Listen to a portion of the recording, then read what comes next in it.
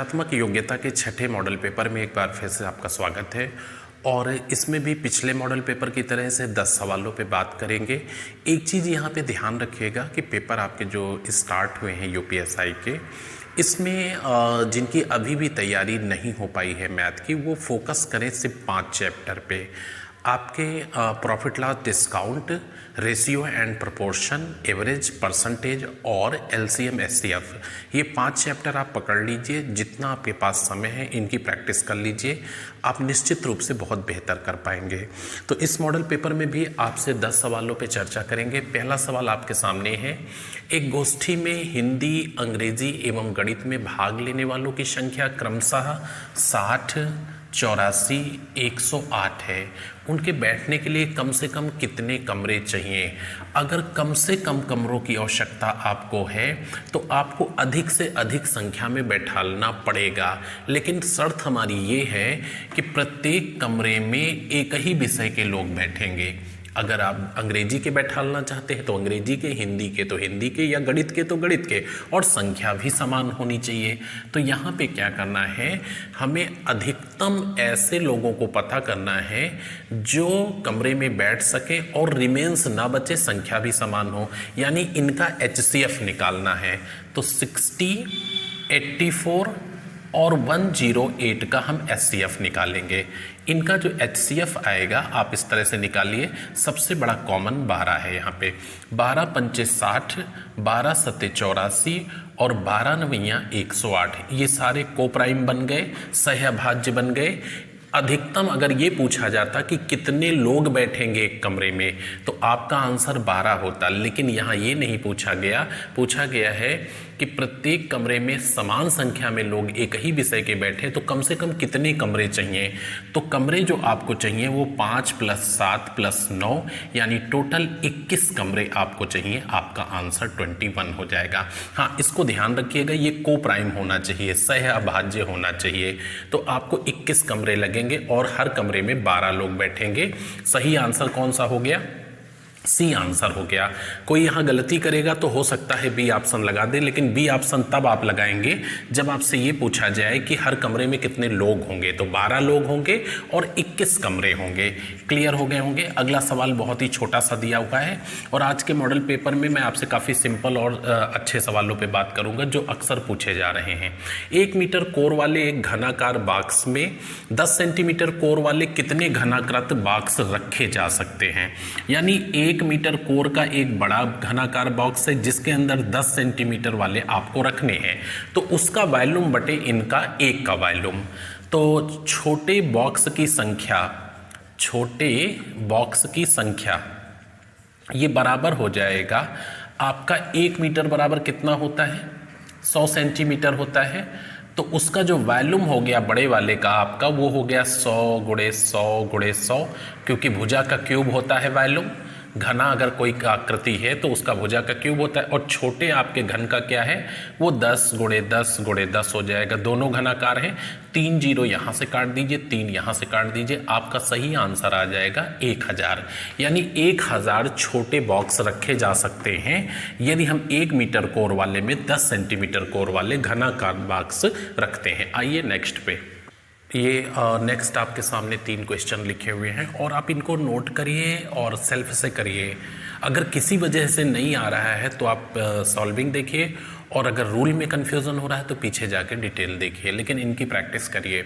यदि किसी वस्तु के क्रय मूल्य और विक्रय मूल्य में 25 और 32 का रेशियो है तथा वस्तु पर प्राप्त लाभ 1029 रुपये है तो लाभ प्रतिशत क्या है? यहाँ पे इस अमाउंट से आपको दूर दूर तक कोई मतलब नहीं है। इसके जो CP और SP में रिलेशन दिया है, यहीं से हम क्वेश्चन को सॉल्व कर सकते हैं। और ये रेशियो ना मान करके हम सीधा अमाउंट मान लेते हैं कि 25 रुपये का सामान 32 रुपये में बेच दिया गया। तो 25 रुपये यहाँ पे कॉस्ट प्राइस हो गई और 32 रुपये हमारी सेलिंग प्राइस हो गई। निश्चित रूप से 7 रुपये का लाभ हुआ। लाभ या हानि की वैल्यूएशन कॉस्ट पे करते हैं इंटू 100, आपका आंसर आ जाएगा 28%। तो इस तरह से इसकी ज़रूरत नहीं थी। अगर आप इसको लेकर के सॉल्व करेंगे तो थोड़ा सा टाइम जरूर लगेगा। आपका सही आंसर कौन सा होगा? डी ऑप्शन सही हो जाएगा। अगला सवाल देखें, बड़ा इंटरेस्टिंग है। 5% वार्षिक चक्रवृद्धि ब्याज की दर से एक धनराशि का तीसरे वर्ष का चक्रवृद्धि ब्याज, तीसरे वर्ष का, ना कि 3 साल का, ये काफ़ी इंपॉर्टेंट होता है। यानी तीसरे वर्ष के चक्रवृद्धि ब्याज का मतलब क्या है कि 3 साल के ब्याज से पहले साल दूसरे साल का हटाना पड़ेगा, तभी तो तीसरे साल का निकलेगा। तो इसका तरीका मैं बता चुका हूँ ब्याज वाले चैप्टर में, और एक बार इसको फिर से रिवाइज कर लीजिए। 5% वार्षिक चक्रवृद्धि ब्याज की दर से सबसे पहले आप 105/100 लिख दीजिए हमेशा, और जितना कैलकुलेट हो सके कैलकुलेट कर लीजिए। तो 21/20 तक ये कैलकुलेट हो जाएगा। अब आप देखिए, सीधा सा मतलब ये है कि अगर 3 साल के ब्याज से 2 साल का ब्याज निकाल दिया जाए तो तीसरे साल का बच जाएगा। अगर ये 2 साल का मैटर होता तो स्क्वायर कर देते, कितना होता, 441/400 हो जाता। और अगर ये 3 साल का होता तो क्यूब कर देते, तो 92, 61 और बटा 8000 हो जाता। 21 का जो क्यूब होगा वो 92, 61 होगा, और 20 का 8000 होगा। तो अगर ये 3 साल के, ये चूंकि 3 साल का इसमें ब्याज जुड़ा हुआ है, ये अमाउंट है, ये हमारा आपका क्या हो गया, प्रिंसिपल हो गया, और इनके बीच का जो डिफरेंस है वो ब्याज हो गया। तो इसमें 3 साल का ब्याज जुड़ा हुआ है और इसमें 2 साल का ब्याज जुड़ा है। क्या करते हैं, 3 साल से 2 साल को बाहर करते हैं, तो 92, 61/8000 और माइनस करेंगे 441/400। अब एलसीएम लेंगे आप, कितना आ जाएगा, 8000 आएगा। यहाँ पे आपका 92, 61 ही हो जाएगा, और यहाँ पे क्या हो जाएगा, 0 0 कट गए, 20, 4 दूनी 8, 20 हो गया। तो 20 से गुणा करेंगे, 0 2 2 चौको 8, 2 चौको 8 है। कितना आ गया, इससे इसको घटा देंगे तो आपका आ जाएगा यहाँ से 441/8000 आ गया, और इसकी वैल्यू क्या है, 2205 रुपये है। तीसरे वर्ष का जो ब्याज है वो 2205 रुपये है। आपको प्रिंसिपल चाहिए तो ये प्रिंसिपल है, ये ब्याज है, पलट देंगे उठा करके, तो 2205 गुणे 8000 और बटे 441, ये 5 बार में आपका कट जाएगा, और 8 × 5 = 40, सही आंसर आ जाएगा 40,000। आपका कौन सा ऑप्शन सही है, इसका सेकंड आंसर सही हो जाएगा। तो एक बार इसको प्रैक्टिस करिएगा। अगर दूसरे साल का कहेगा तो 1 साल का बाहर करोगे, अगर तीसरे साल का कहेगा तो 2 साल का बाहर करोगे। तो 3 साल से हमने 2 साल को जब बाहर कर दिया तो तीसरे साल का ये ब्याज है, ये मूलधन है, पलट दिया तो हमें ब्याज नीचे चला गया, मूलधन ऊपर आ गया, और 40,000 रुपये आंसर आ जाएगा। अगला सवाल कई बार आप पढ़ चुके हैं, फिर भी आप एक बार देख लीजिए इसको। चीनी के मूल्य में 10% की वृद्धि हो गई थी।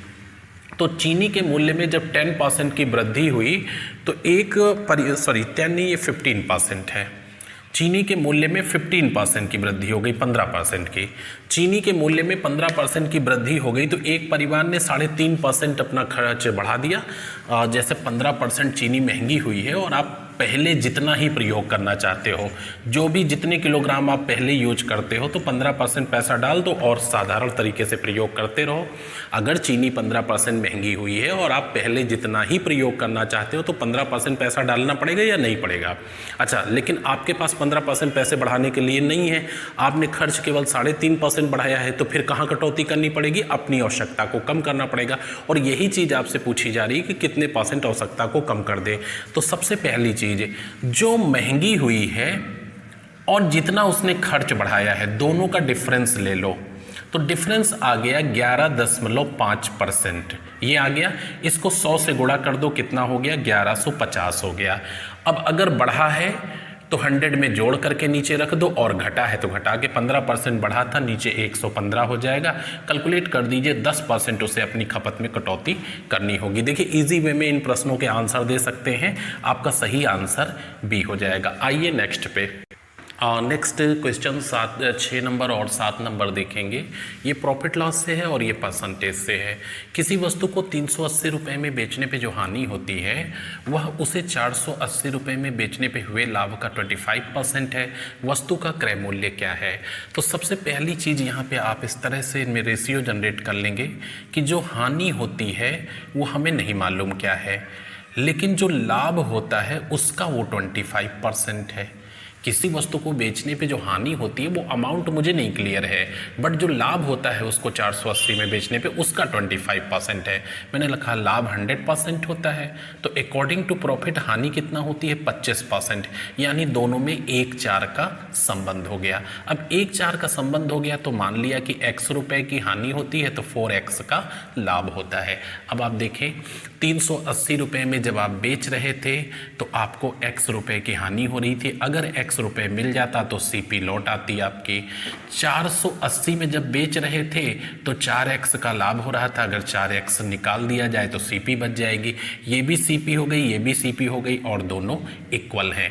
किसी वस्तु को हानि पर बेचा है x रुपए की, यदि x मिल जाएगा तो कॉस्ट प्राइस मिल जाएगी, और किसी वस्तु को 480 रुपये में बेचा है 4x का लाभ हुआ है, इसका मतलब CP क्या है 480 माइनस 4x है। इसको कैलकुलेट कर देंगे तो कितना हो जाएगा, ये 5x हो जाएगा, इधर आएगा तो और इधर जाएगा तो ये 100 हो जाएगा। तो x बराबर कितना हो गया 20 हो गया। अब चाहे यहाँ वैल्यू रख दो यहाँ रख दो, आपकी CP निकल आएगी। पहले में रख के देखते हैं, 380 प्लस 20 कर दोगे तब भी 400 आ जाएगा, और यहाँ से 4x का मतलब 80 कर दिया तो 480 माइनस 4 गुणे 20, यानी यहाँ से भी 400 आ जाएगा, यानी कॉस्ट प्राइस क्या हो गई 400 हो गई। आपका सही आंसर C हो गया। अगला सवाल है, दो उम्मीदवार के मध्य होने वाले किसी चुनाव में 1.8 लाख मत पड़े, यानी जो टोटल वोटिंग हुई वो 1.8 लाख थी, 10% मत अवैध घोषित कर दिए गए। अच्छा, विजयी उम्मीदवार को वैध मतों का 80% मिला है, तो पूछा जा रहा है कि फिर हारने वाले उम्मीदवार के मतों की संख्या क्या है। सबसे पहली चीज, हम कोई भी यहाँ पे ये संख्या नहीं देखते हैं, इससे बाद में मतलब रखेंगे। पहले ये सोचते हैं कि 100 वोट पड़े, ठीक है, 100 मत पड़े, ये मान लेता हूँ। अब इसमें से आप कह रहे हो कि 10% अवैध घोषित हो गए, तो 90 वैध हुए ना, 90 मत वैध हो गए और अवैध की संख्या कितनी है 10 हो गई। ये मतलब नहीं है हमें, हार जीत का फैसला हमेशा वैलिड से होता है। अच्छा, जीतने वाले को वैध का 80% मिला, तो 90 का 80% मिला विजयी उम्मीदवार को, कितना हो गया 9 8 72, 72 मत मिले विजयी उम्मीदवार को। अगर 72 विजयी उम्मीदवार को मिले हैं तो 72 90 से घटा दो, कितना हो गया 18 मिले हारने वाले को। अब क्लियर हो गया, पड़े मत ये हैं, वैध ये, अवैध ये, विजयी ये, हारने वाला ये हो गया। अच्छा, यहाँ पे टोटल कितना दिया है 1,80,000। अब 1,80,000 क्या है, पड़े हुए मत हैं, तो पड़े हुए मत के नीचे 100 रख दीजिए और आपको चाहिए 18, यानी हारने वाले का 0 0 यहाँ से कट गया, 18 18 हम कितना हो गया 324 हो गया, 0 0 लगा दीजिए, 32,400 वोट मिले किसको, हारने वाले को। तो ये आंसर आपका। अगर जीतने वाले का पूछते तो 72 उठा के रख देते, उसके भी मत यहाँ से निकल आएंगे। और हार जीत का फैसला कितने मतों से हुआ, तो 72 और 18 का अंतर रख दीजिए, वो भी निकल आएगा। आइए नेक्स्ट पे, और ये नेक्स्ट आपके 3 क्वेश्चन लिखे और आज के लास्ट प्रश्न है 8 नंबर। देखिए, यदि 0 और 100 के बीच n कोई पूर्णांक है, पूर्णांक का मतलब क्या है, फ्रैक्शन या दशमलव में ना हो और धनात्मक कोई भी संख्या हो, तो निम्न में से कौन 3n + 3 नहीं हो सकता है। देखिए, एक मैं आपको पहला करके बता रहा हूँ कि 3n + 3 बराबर 300, तो ये होगा या नहीं होगा। तो यहाँ पे 3n की वैल्यू क्या हो जाएगी, 300 से 3 माइनस कर दो, कितना हो जाएगा 3n बराबर 297, और 297 यानी n बराबर कितना हो गया, तो 3 9 27 और 3 9 27, n की वैल्यू 99 आ गई। तो ये तो हल करने का तरीका है, बाकी 3 माइनस करके 3 से डिवाइड कर दीजिए, जो डिवाइड हो जाएगा वो होगा और जो नहीं डिवाइड होगा वो नहीं होगा। तो अगला 297 है, इससे 3 बाहर करोगे तो 294 आ जाएगा, और 3 9 27 3 8 24, इसका मतलब ये भी नहीं होगा। फिर 208 में से 3 को बाहर करिए, कितना आ जाएगा 205, और ये 3 से नहीं कटेगा, इसका मतलब कौन सा सही आंसर है, सी आंसर आपका सही हो जाएगा। अच्छा, 63 भी चेक कर लो, 63 से अगर आप 3 बाहर करोगे तो कितना हो जाएगा 60 आ जाएगा, और 60 3 से कट जाएगा, 20 आ गया, यानी वो संख्या 20 है। अगला सवाल जो यहाँ पे दिया है श्रृंखला भाषा परीक्षण का है, सीरीज का है, और सीरीज भी मैथ का ही एक पार्ट है या रीजनिंग में भी आता है, दोनों में पूछा जा सकता है। तो सामने आ गया है, देख लीजिए इसको। अच्छा, एक चीज़ ध्यान रखिएगा, रखिएगा कि अधिकतर सीरीज क्यूब या स्क्वायर में होती हैं, तो जो क्यूब सीरीज होती हैं वो 2 स्टेप होती हैं +6 को फॉलो करती हैं। अगर 2 स्टेप में आप डिफरेंस लोगे तो +6 दिखेगा, जबकि स्क्वायर सीरीज जो होती हैं वो +2 को फॉलो करती 1 स्टेप सीरीज होती हैं। यहाँ पे मैं साधारण तरीके से बता देता हूँ। 6 लिखा है, 24 लिखा हुआ है, 60 लिखा हुआ है, 120 और 210 अगला आपसे पूछा गया है। ये 2 के क्यूब से 2 को बाहर किया गया है। इसी तरह से 3 का क्यूब 27 होता है, 3 बाहर किया गया है। 4 का क्यूब से 4 को बाहर किया गया है, 5 के क्यूब से 5 को बाहर किया गया और 6 के क्यूब से 6 को बाहर किया गया। लिहाजा 7 के क्यूब से आपको 7 बाहर करना है। तो 7 का क्यूब 343 होता है और इससे 7 माइनस कर देंगे तो 336 आपका आंसर आ जाएगा। इसका कौन सा आंसर सही होगा? ए सही हो जाएगा। अगला सवाल है, एक प्रेषण का 2/3 भाग 6% के लाभ पे और रिमेंस को 3% की हानि पर बेच दिया गया। अगर इस तरह से 540 रुपये का लाभ हुआ है तो प्रेषण की वैल्यू क्या है? देखिए, हमें नहीं मालूम प्रेषण की वैल्यू क्या है। यहाँ पे कोई कहेगा माना प्रेषण की वैल्यू x रुपये है, या कोई कहेगा माना 100 रुपये है। ना x मानेंगे ना 100 मानेंगे। 3 से कटने वाली संख्या बताइए। 300। माना प्रेषण का मूल्य 300 रुपये है। 300 रुपये मूल्य मान लिया, माना, ठीक है, 300 रुपये है ना। 300 रुपये मान लिया तो 2/3 क्या होगा? 200 हो जाएगा और शेष क्या हो जाएगा? 100 हो जाएगा। तो 2/3 को आपने 6% लाभ पे बेचा है। अगर 200 रुपये पे 6% लाभ कमाओगे तो कितने रुपए लाभ होगा? 6 दूनी 12 रुपये लाभ हो गया। अब 12 रुपये यहाँ से लाभ हो गया, इसको 3% हानि पर बेच दिया था रिमेंस को, तो कितना हो गया? 3 रुपये हानि हो गई। परिणाम मिला जुला क्या रहा?